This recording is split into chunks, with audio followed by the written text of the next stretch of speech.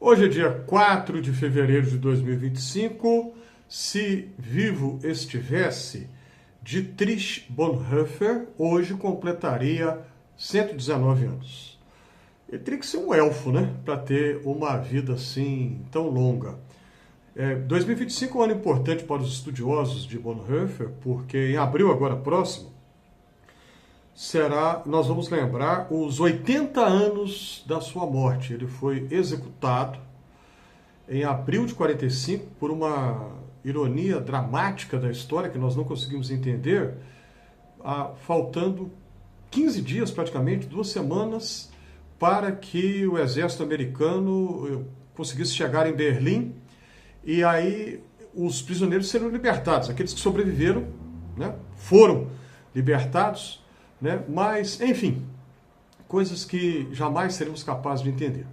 Bonhoeffer teve uma vida curta, viveu apenas 39. Como dizia o Roland Boldrin, Bonhoeffer viajou fora do combinado. E no dia que lembra o seu nascimento, é importante a gente pensar alguma coisa a respeito do seu legado. A minha proposta aqui no Fé e Café é de sempre fazer vídeos curtos. Então é simplesmente impossível falar muita coisa a respeito dele aqui. Eu gostaria de lembrar apenas 2 pontos relacionados ao legado e ao testemunho de Bonhoeffer. Primeiro, a questão da espiritualidade, isto é, a vida com Deus, o relacionamento com Deus. Para Bonhoeffer, a vivência da espiritualidade foi extremamente importante. E ele escreveu alguns livros, né, a esse respeito. Um deles, um pequenino, que está disponível em português, Orando com os Salmos. No original alemão, o título seria assim, o livro de orações da Bíblia. Em português, ficou Orando com os Salmos. Como eu disse, é um livro pequenino, que você lê em pouquíssimo tempo, no qual ele reflete sobre a importância do livro dos Salmos para a vida cristã. Tem um outro livro que ele escreveu nessa linha da vivência da espiritualidade, que se tornou muito famoso, muito conhecido, e esse livro rendeu projeção, reconhecimento e fama a Bonhoeffer ainda em vida. Discipulado. O título é uma palavra só, tanto no original alemão, como na tradução em português, na versão que nós temos em português, Discipulado. Um livro fácil de achar e que é extremamente impactante. O livro é forte. Imagine que você, sem esperar, você leva um soco na boca do estômago. Naquela hora, o impacto, por alguns segundos, você não consegue respirar. Discipulado é assim, para quem o lê pela primeira vez. É forte como se fosse um coice de mula. Um livro no qual ele medita sobre o que significa ser um seguidor, uma seguidora de Jesus Cristo. Porque o discipulado é isso, é seguir o mestre. Quem é o mestre? Jesus. O outro ponto a respeito do qual eu gostaria de lembrar aqui é que para Bonhoeffer a espiritualidade não é algo verticalista. Você aqui, Deus lá em cima. Não. Para Bonhoeffer, a vivência da espiritualidade impulsiona para um envolvimento na sociedade, na perspectiva da horizontalidade, quer dizer, o que está ao nosso redor. Não apenas eu e Deus lá em cima, mas e o que está ao meu redor? E em Bonhoeffer, tanto na questão da espiritualidade, como na questão do envolvimento em questões concretas do dia a dia da vida, da sociedade, o centro, o coração, o fundamento, a base de tudo é a pessoa de Jesus Cristo. Os especialistas em Bonhoeffer usam uma expressão bonita, curtinha, mas muito bonita, que resume todo o pensamento dele. A expressão é concentração cristológica. Vou repetir. Concentração cristológica. Todo o pensamento de Bonhoeffer está concentrado na pessoa de Jesus Cristo.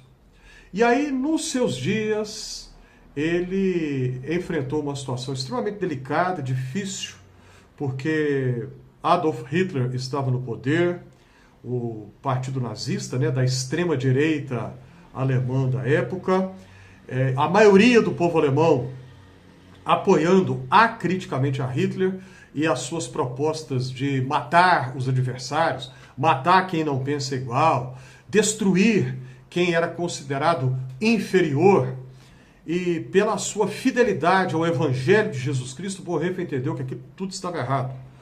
Hitler foi saudado como se fosse o enviado de Deus. Afinal, Hitler usava uma linguagem piedosa, falava de valores tradicionais, de família, falava contra o perigo do socialismo. Aí o pessoal ficou com medo, porque ele usou um discurso de pânico, para criar pânico nas pessoas.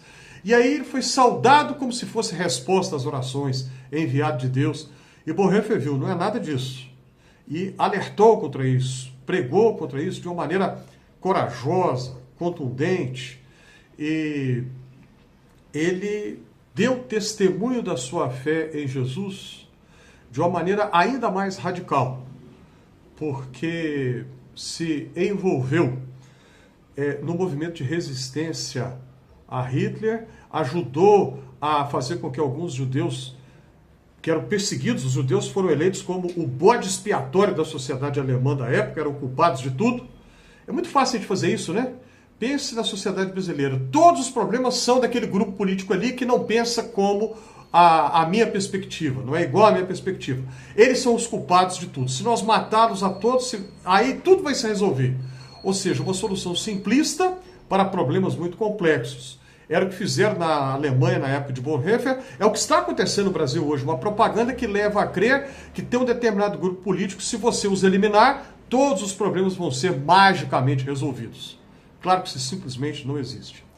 Bonhoeffer, então, juntamente com um cunhado, marido de uma das suas irmãs, eles ajudaram a levar alguns judeus, 7 ao todo, para a Suíça, que era neutra na guerra na época.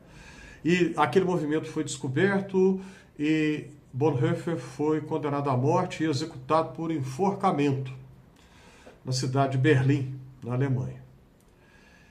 Uma vida curta, mas uma vida que deu testemunho de Jesus. Ele não recuou em sua fé. E nós podemos aplicar a ele uma palavra que vem no livro do Apocalipse na Bíblia. Em face da morte, ele não amou a sua própria vida. Você já leu alguma coisa de Bonhoeffer? Coloque aí nos comentários, vai ser bom saber se você tem conhecimento de leitura dele ou não, ou se você já leu algo a respeito dele. O que você acha a respeito? Você acha que a mensagem de Bonhoeffer é atual no nosso tempo? Ajude a compartilhar esse vídeo, envie para alguém que você acha que esse conteúdo poderá ser bom. Inscreva-se aqui no Fé e Café e se você já se inscreveu, aceite a minha gratidão. E hoje nós podemos dizer, Dietrich Bonhoeffer presente.